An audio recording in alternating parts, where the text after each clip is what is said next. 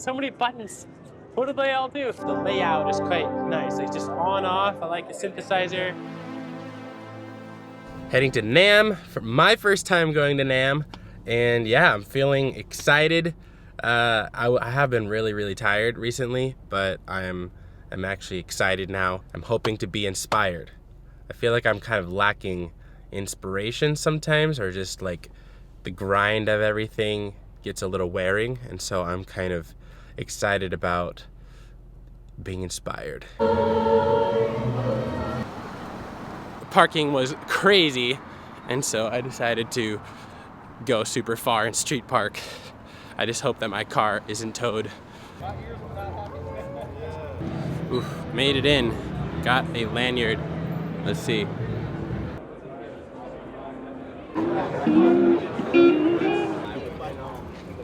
Dang, there's so many people, and yeah, it looks cool here.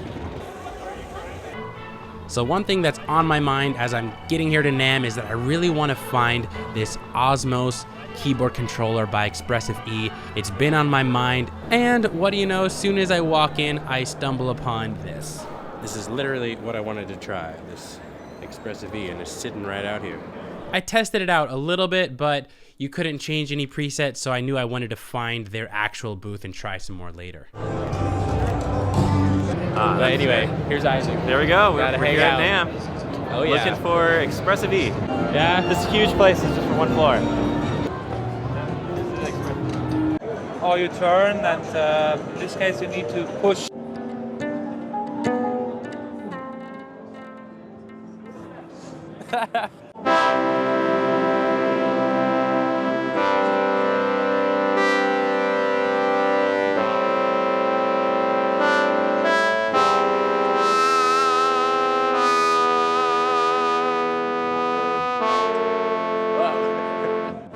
If you like press, like on accidentally press not completely straight, then it's like out of tune. Really? Yeah, because this one like you can actually move the pitch of it, which is super cool. I want to try another sound. Oh yeah, I wanted to try this one. This is cool because like it like slides from one to the next. So like I can like press this, and then I like slowly lift it. I slowly lift up and it like slides up. It's weird to have to like lift up one finger as you're playing the next finger. That's crazy. It has so many different controls than a normal keyboard. You can like, and you can control like vibrato per finger. If you press harder, it like pulsates, you know, and also if you lift up slowly, the sound comes off slowly. So it's like there's so much control more than a regular piano.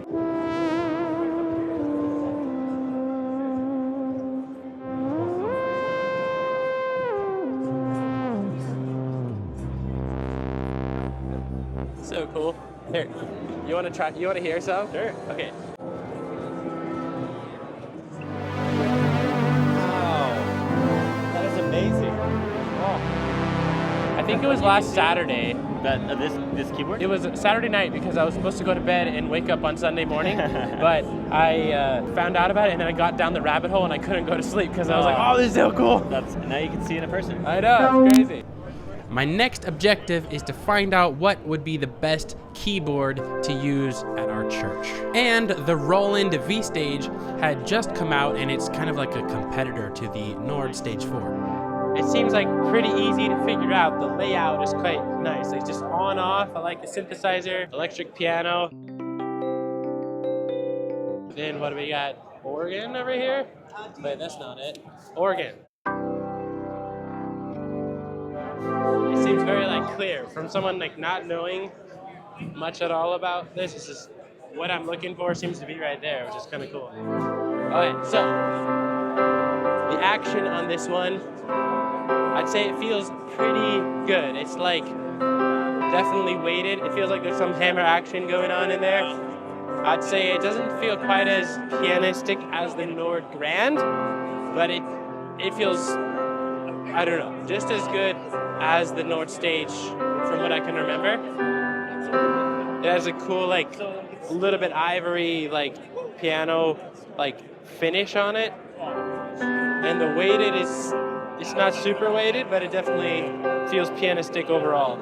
So what was interesting is that I actually am kind of drawn to this almost over the Nord, even though the Nord is like quite cool, and of course everyone uses the Nord Stage 4, but like when I was messing around on it, it was harder to get the sounds right away because there's a little bit more confusing dials. With this one, it seemed like all the things that you needed were right there. It was a little bit more straightforward to find each individual parameter, like the knobs made more sense. However, I do like the faders on the Nord a lot more.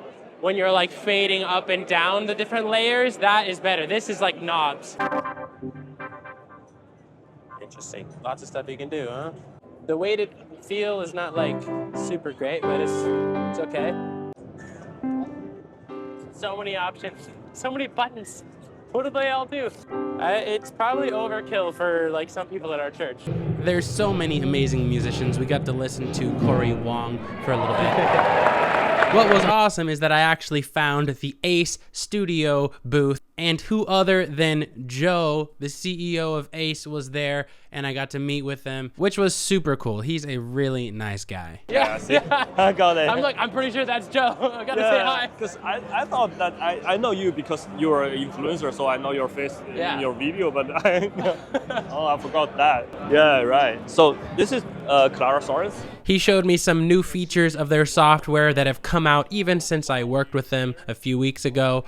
It's pretty cool how fast they're developing their software. In fact, Joe was sitting here at NAMM coding while others were doing the demos, so it was quite cool to see. Yeah, the keys feel very squishy, which feels very odd. It doesn't feel like a piano. And then as you like raise your hands, it kind of like goes louder or softer. And then I think you can like... That's pretty cool though. All right, I'm done. I'm not very inspired.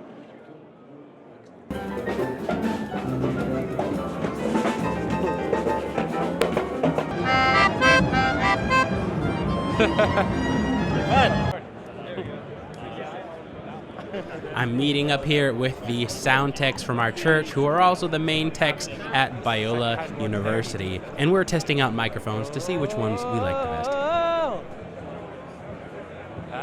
Well, it's been a long day at NAMM, and I am getting tired. I will need some time to process, but yeah, some good inspiration. Got some good info on keyboards. I really do want to check out the Osmo. I'm inspired by that for sure. Nice.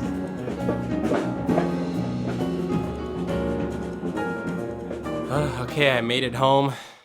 Thankfully, my car was still there, and I made it back after a long day. I forgot to film me getting back to my car because I was super tired. And yeah, just like, it's like a overload, sensory overload with so many people and so much sound. But it was cool. I have to say that I was inspired.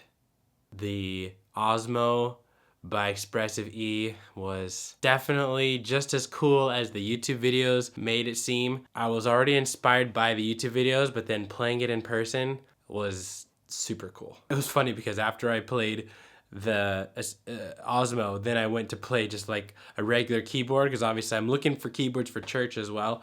And then the moment I could play regular keys, I'm like, this feels like I can't do very much anymore. Like you just get used to the fact that like you can do the vibrato. It's so natural. It just feels right to be able to do that. So then when you go to a regular piano, you're like, wait a minute, it doesn't do vibrato. Why? It should do vibrato.